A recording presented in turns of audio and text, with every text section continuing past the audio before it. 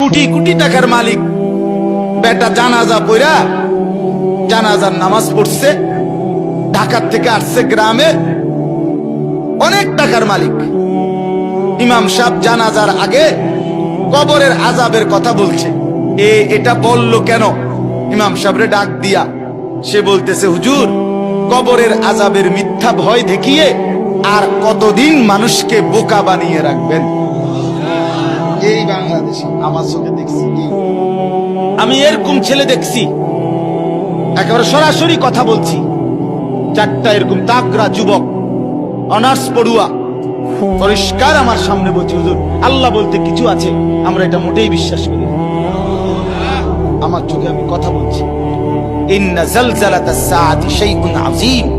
আল্লাহ বলছে কিয়ামতে ইসরাফিল ফু দিলে গোটা জমিন একসাথে ভূমিকম্প হবে, আর সেটাই হবে সবচেয়ে ভয়ানক মারাত্মক ভূমিকম্প। আজ ভূমিকম্পে এক সাইডে হলে আরেক সাইডে আশ্রয় নেওয়া যায়, একদিকে হলে আরেকখানে হয় না, কিন্তু কিয়ামতের ভূমিকম্পে একসাথে গোটা পৃথিবী কাঁপবে, গোটা জমিন কাঁপবে।